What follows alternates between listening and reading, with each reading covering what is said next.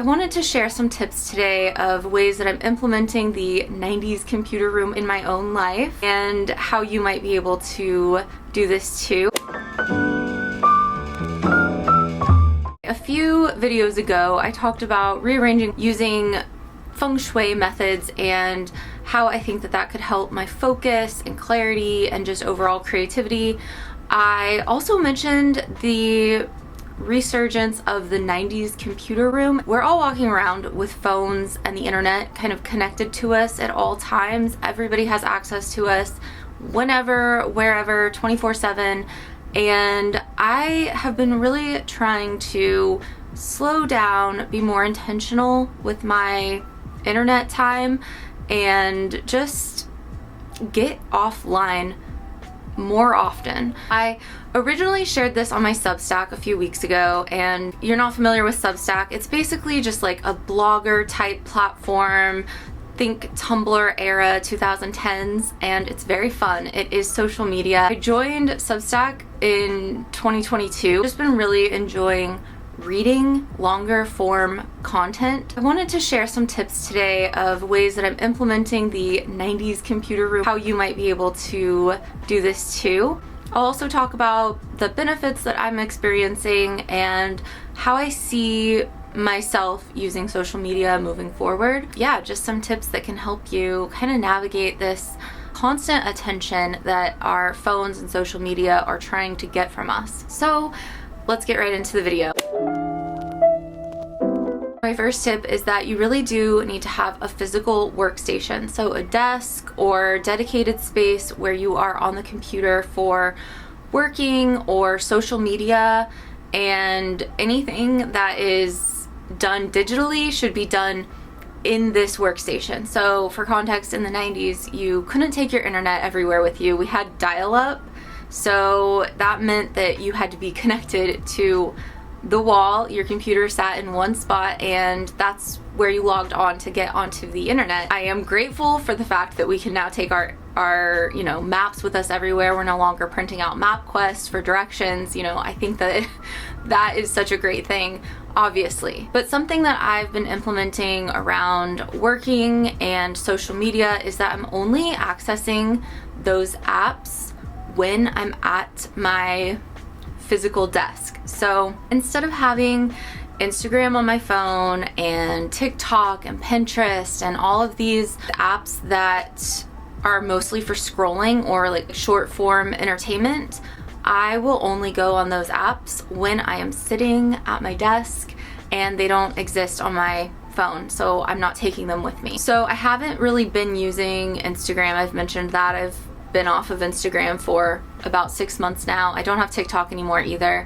I do need Instagram for my job because I'm often looking for new artists on Instagram. They're using that platform kind of like a portfolio. And so I created an account that is just like my work account. I don't follow anybody, and no one's following me or anything like that, so I'm just using it kind of like as a search engine, and I'm only accessing it when I'm at my computer, so that really removes the temptation to scroll on my phone. I will say some downsides are that I kind of miss taking photographs for Instagram. More on that in Substack if you want to go read that, but I also miss seeing like what my friends are up to, so that's kind of a bummer. But it is just like so much more brain space is freed up by not having these apps pulling me in to scroll, and I think it's just the benefit outweighs the cons, and so I really enjoy having just those apps on my computer and not on my phone. So kind of going along with the only looking at social media on the computer, obviously that might not be completely sustainable for everybody. A lot of people work in social media. Your apps need to be on your phone. It's just much easier that way. And so I do allow myself to have 2 social media apps on my phone. I know this is kind of going against, I said only social media in the computer, but the social media apps that I allow myself to have on my phone are Substack.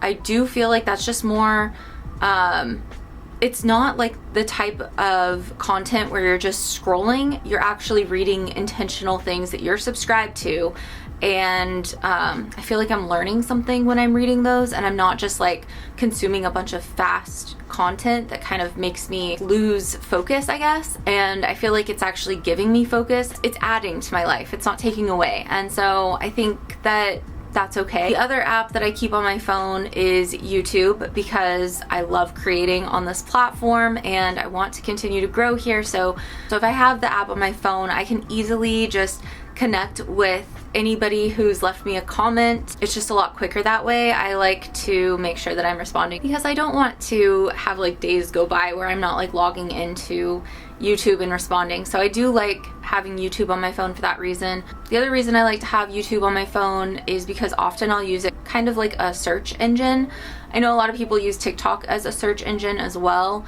But anytime that I need to figure something out or cook a new recipe, I go to YouTube and there's always a video that teaches me. So again, another moment where I'm learning, not really consuming the quick scroll short form content. Although shorts is there, but I just don't feel so addicted to shorts the way that I felt when I was using TikTok. I've been trying to make some shorts as well, and yeah, I don't know. Is there somebody out there who enjoys shorts? I don't know. I'm probably not the person for that. My next tip is phone-free mornings. And by this I just mean, instead of getting on your phone and looking at your email or finding things that are on your phone, like all these things will start to trigger your thinking and pull you in a bunch of different directions of what you need to get done for the day. I like to just have a phone-free morning and just chill for a minute before getting into any sort of like digital things that are pulling my attention away from me. Often I'll get up and we'll make coffee, do a little garden walk, and just feel the sun when it's out.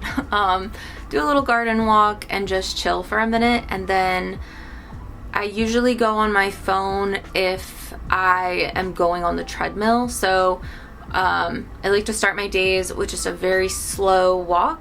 And when I'm on the treadmill, I often use my notes app to just kind of brain dump everything that I'm thinking about, creative ideas, a to-do list.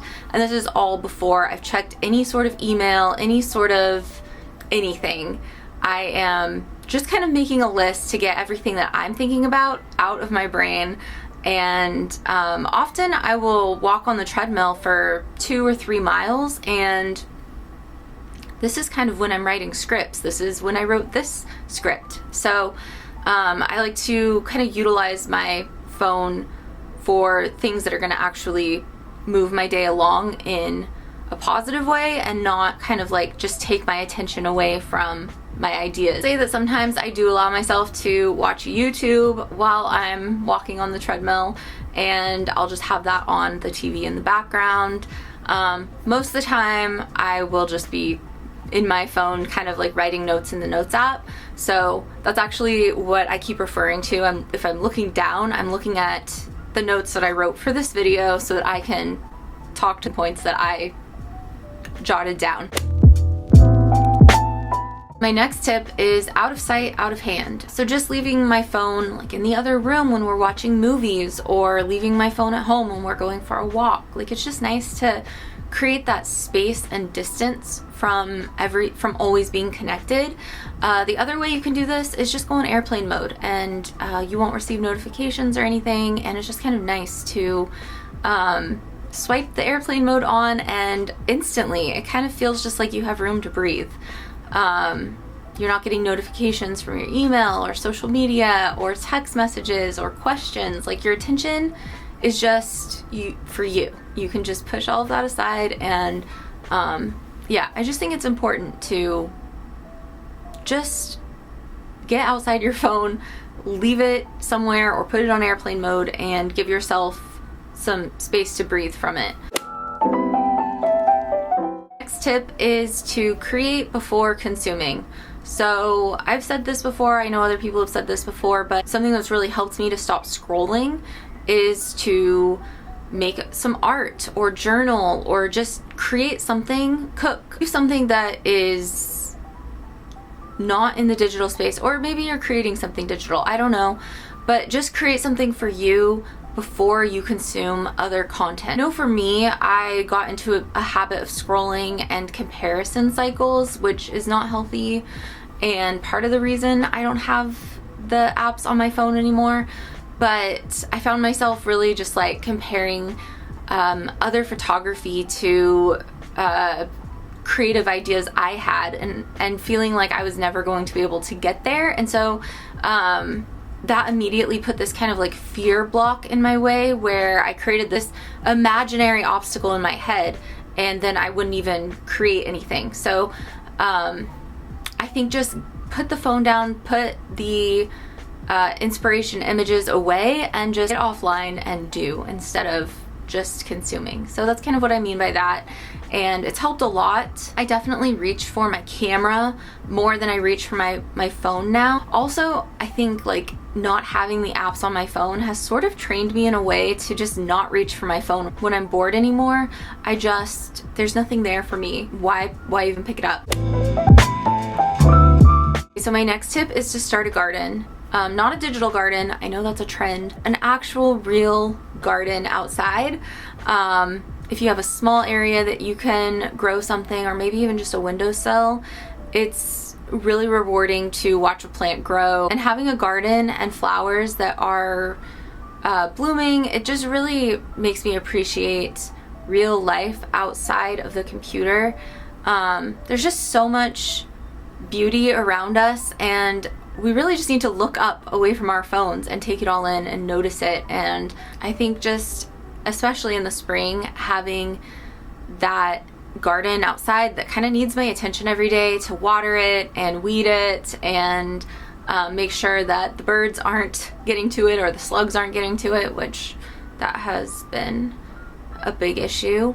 But just getting outside after work instead of going to sit and scroll on my phone or researching gardening has really helped to kind of pull me out of the digital space and put me into real life. And it's just really nice to create that space and that distance again. So I just want to end off with this. If you are feeling a little bit burnt out from social media, you feel like you need a break from it, I challenge you to choose one app. It doesn't have to be all of them. Just pick one and delete it for 30 days. You don't need to delete your account or anything. Just get the app off your phone for 30 days and see how you feel at the end of those 30 days. Because I remember when I did this, I took Instagram and TikTok off of my phone, and my thumb had like muscle memory on my home screen. I had a moment where I was just like, oh my gosh, this is really bad, because the apps weren't there anymore, but I would just swipe open my phone and immediately go to that spot where the app sat on my home screen and try to click in. Obviously it wasn't there, and I realized that, but it's just such a habit. It was just ingrained in me that I realized I really needed the break from those apps. And I'm so glad that I took that break. Just found a lot of mental clarity. It's been really nice to step away from it and remove the constant feeling of needing to post somewhere. It's just made me feel a lot better. Like, I'm not constantly thinking about what I need to post to the grid. And also, never say never. Like, maybe I will go back to Instagram one of these days when I'm feeling like it. I don't know. Anyways, if you are someone who has deleted your social media for longer than 6 months, I'd love to hear from you, to hear how it's going. If you have a video or something, drop it in my comment section. I'd love to check it out. I think that's it for today. Thank you so much for watching, and as always, I will see you next week.